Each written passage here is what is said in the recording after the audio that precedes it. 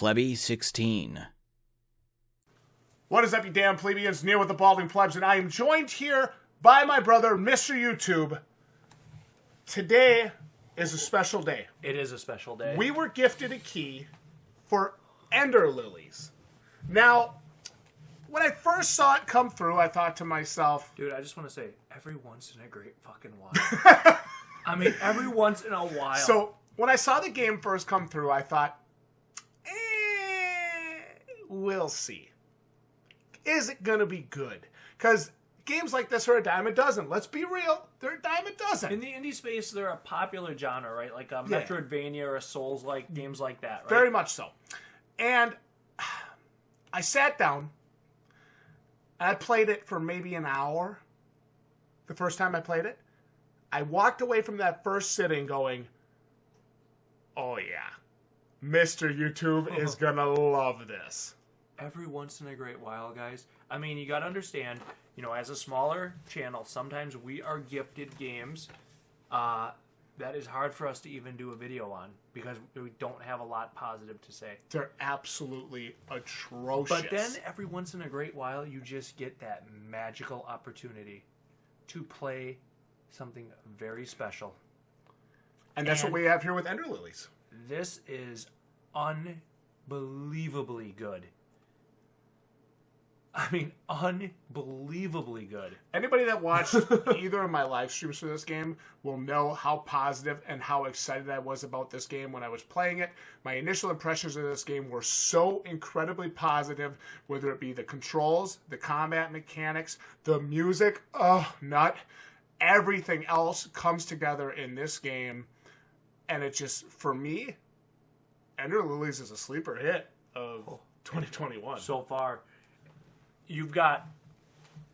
First of all, what kind of game is it? So to me, this is a combination game of like a Metroidvania with backtracking and ability gaining. Yes. We see a lot of that. And you see your map, you almost can look at it, and that's like the classic Metroidvania map when you actually bring it up on the screen. It's got like the branching paths, you've got your rooms that you've completed and not completed, that type of stuff. Mm-hmm. And then you kind of got the Souls-like elements in it as well with the, when you rest...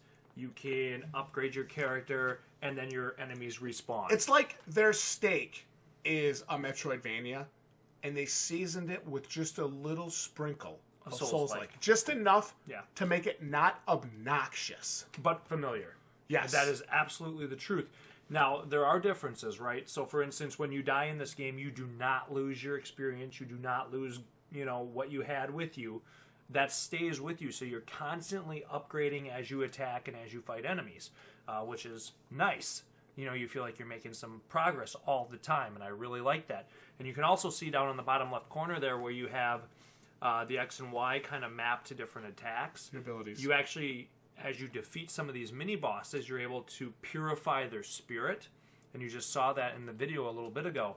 And then you encapsulate one of their attacks, and you can have two different loadouts that you can switch between seamlessly, which I love. Each with 3 different attacks. Each with 3 different attacks set up, which gives combat a ton of options. I couldn't believe that. And there's a fast travel system, which we're unlocking right here in the video, that you get relatively early in the game. Wait a minute, Mr. YouTube. We never show what we're talking about in our YouTube videos. We always just talk about the games over a blank screen. It's kind of cool to have gameplay to back it up for once. Well, this game deserves to have some gameplay because I want you guys to see it, and I want you to actually be excited about it because this one deserves some praise. Absolutely. Here you can see the resting site. You can see fast travel is accessible. And we can... And you kind of unlock this relatively early. I've got about 2 hours on this game, and I couldn't believe how in that 2 hours, guys, I was unlocking all these different things at the rest spots. I was getting kind of the basic stuff of the game, the meat of the game. And the lay of the land. Set up. Absolutely. I defeated a major boss. That was really cool. It was an epic... Second try for you. Big fight feel. When you beat him, you're like, damn, that was a fight. That had my heart pumping. It had my heart pumping a little bit, and I felt like a badass when I beat him. So, guys, there was a ton of good here, and combat-wise, again, you have these 2 separate attack systems that you can set up and switch between. I really liked that, and I thought it was really well done. You can actually see, kind of think Dark Souls here in the way that you have 13 uses of your Y attack, 18 uses of your B attack, right? That you have mapped to the face buttons on the controller, and you have those uses set up, and they replenish at the benches or bonfires or whatever you want to call them. So again, it's familiar kind of tropes that are set up in this game, but when you combine it with the music and the aesthetic, and then a very interesting, nuanced lore that you're finding throughout the game, how neat. What an epic start. You just mentioned aesthetic. Let's talk about it for a second. Man, dude, graphically, this game impresses. I love it. Amazing. Everything from the background details to your foregrounds right here in front of us, the little the grass here, everything in the background, how everything moves with your character.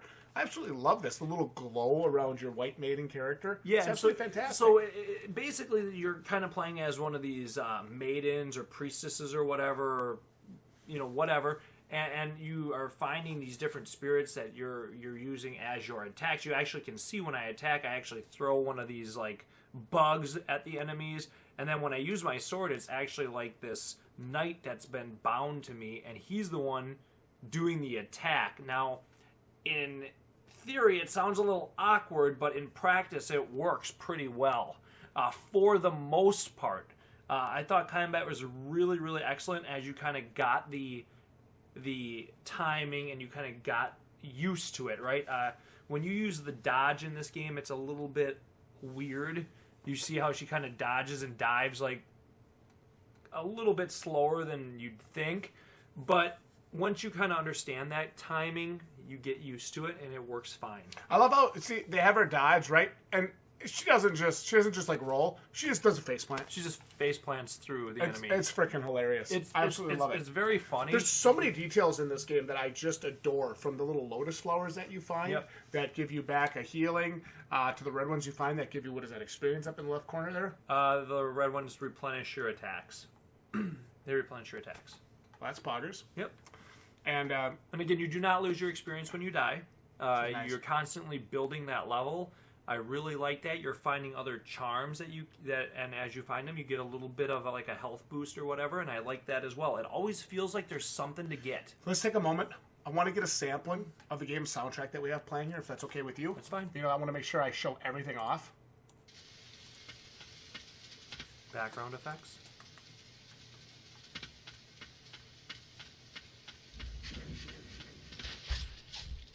How about just the rain right now that we're getting? Fantastic.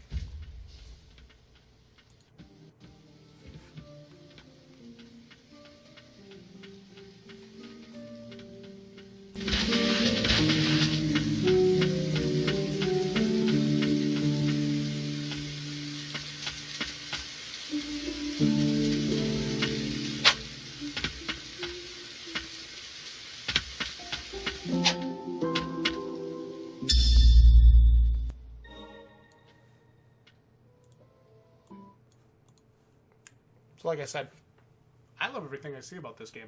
I do too. I have a few little quips that are very minor. Tell me about some of the things that you didn't like about this game. And I don't even know if it's dislike so much. It's just things I hope they tidy up as they move forward in the production process. For one, within the first 2 hours, obviously you're still kind of exploring things and everything's new and interesting, right? Well, with Metroidvanias, guys, you're doing a lot of backtracking. You're revisiting old areas. For those of you guys like me that are very experienced with that genre, that can get very, very tedious. And one of my concerns with the way this game is laid out is that the map doesn't tell you necessarily what you're missing in each of the areas. A lot of times you'll see different games, they'll have like little chest markers showing that you're missing a treasure, right?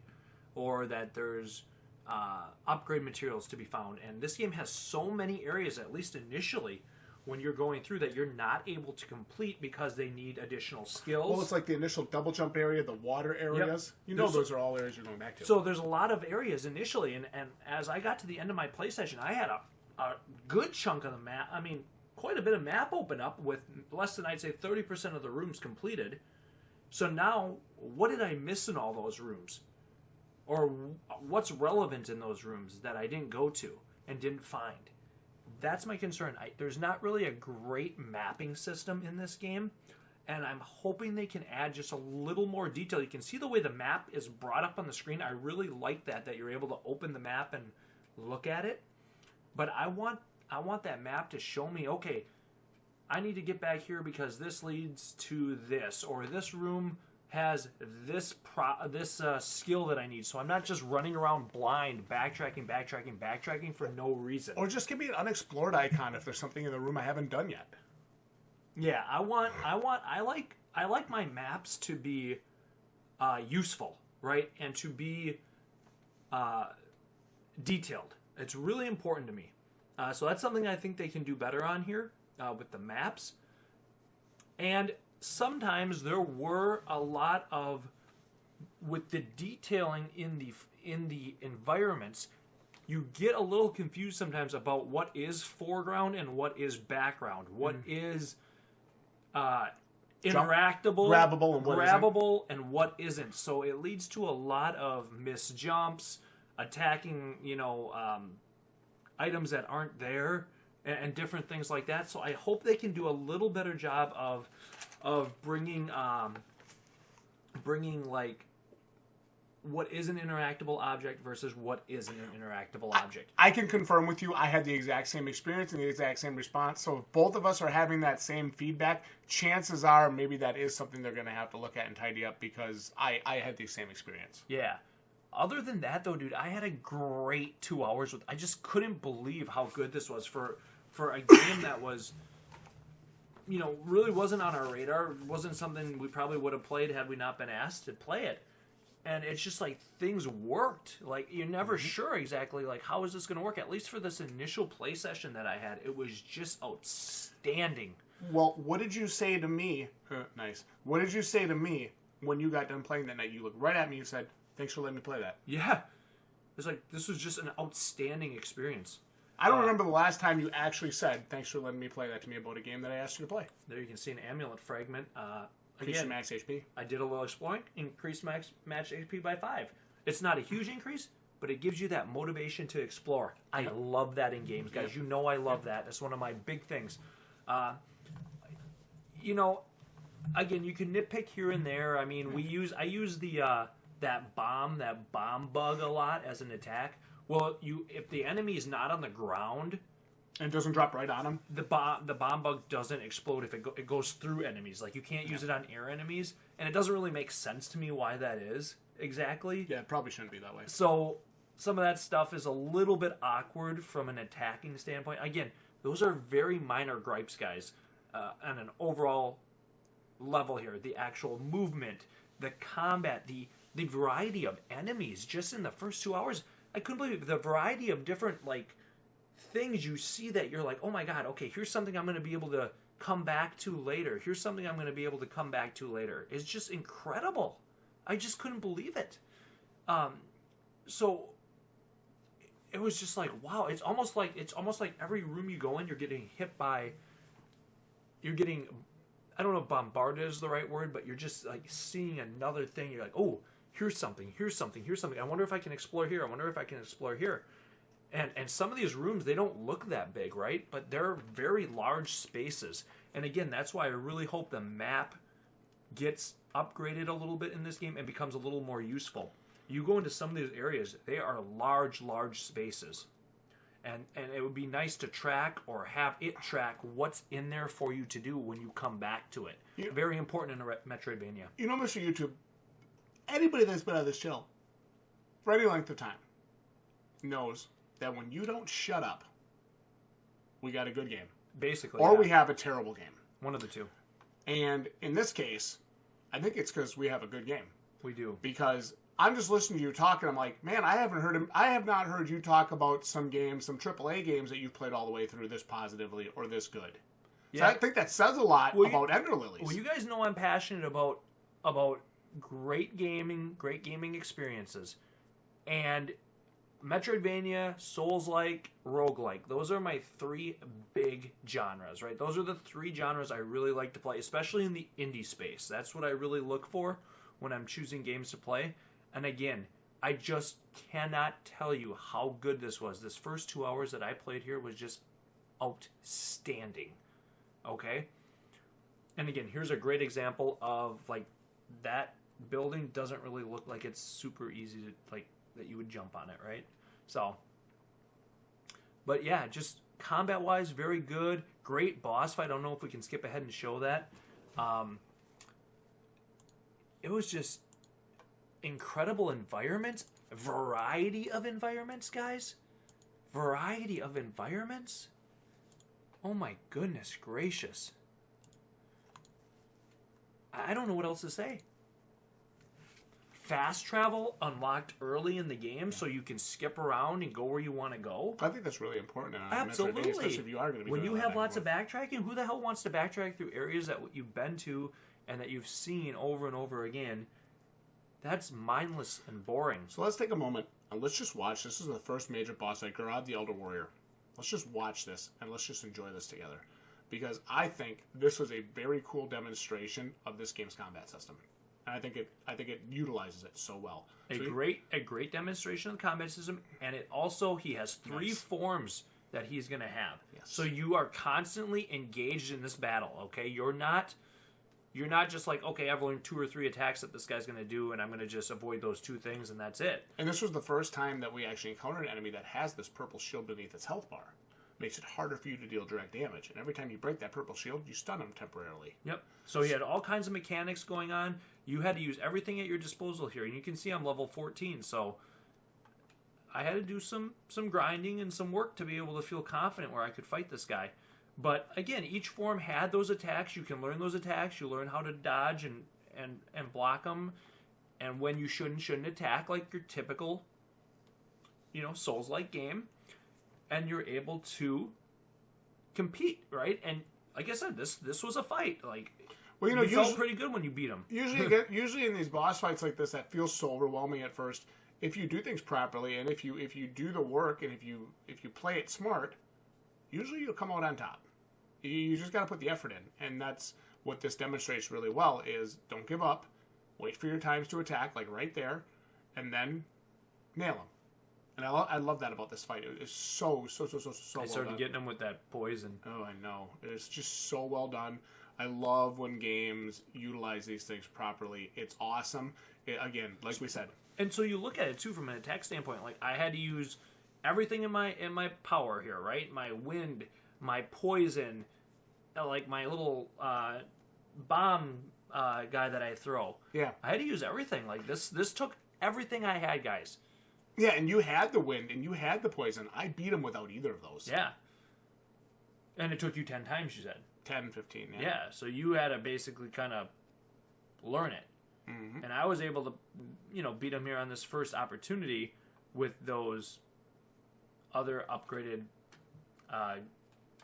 guys that I found, those abilities summons. That I found in summons. So a lot of great things in this, guys. And of course, look at the artwork here and the animations here and the actual environment, right? This is a badass dude. You're fighting him in kind of this dilapidated... you almost got lit. Guys. Yeah, I did. I do. I enjoy it. When I see a game like this and when we get an opportunity to play a game like this, I can't say enough positive about it, dude, because it's a demonstration to me of a company that is creating a game that they're passionate about and that they want people to experience, and they don't just want it to be another fill in the blanks, another rinse, wash, repeat. They put something special into it, and that means something to me. As a reviewer, as a YouTuber, as somebody that brings this content to our viewers, that means something to me. I really like this. Well, we love to see the indie space thrive because, unfortunately, the AAA space has been letting us down as of recent. Yes. So there's nothing better than a burgeoning, successful indie game space. I mean, there's just nothing better. This is where you get your great ideas. This is where you get games that really create that memorable atmosphere at times. And they're some of our favorite games. And again, here you go. You beat this boss. You've got some backstory coming in. And then you're going to get his ability, which allows you to go and break some of those ground things. Those red things that we saw earlier on the ground to allow for more exploration. Guys, Ender Lilies. I want to keep rattling on and on here. If you're a Metroidvania fan, if you want a Metroidvania Souls-like combo, get it. You're gonna like it. Yeah, I'm what I played so far, I'm an 8.5. At least. Out of 10, yeah. I mean, and I hope they'll keep updating it. Like I said, the one real concern for me is the map not being super detailed. Yep. And I think that could be a problem just from a completionist standpoint. If you guys really want to be able to get everything and you don't want to backtrack all over the place all the time. Again, some of these areas are really, really large areas. That'd be the only thing for me. It'd be cool if in each room there'd be an overlay map, or like when you get into the room, right? The map would show the actual room and show where different things were that you needed to look for. That would be really neat. Probably be a hell of a lot of work, but it would sure make backtracking easier. Final thoughts. Buy it. Buy it. I'm Neil with the Balding Plebs and your Lilies. You heard it right here first. It's a buy. Thank you guys so much for watching. Let us know what you thought about the review and the discussion in the comments below. Like the video if you enjoyed this. Thank you so much for the key, and we will see you damn plebeians right here next time for more content like this. Absolute total love to the developers. I cannot believe how good this is. This is by far one of the very best games that we have ever been asked to play. And thank you for including us on this, and thank you for the opportunity. It has been an absolute pleasure.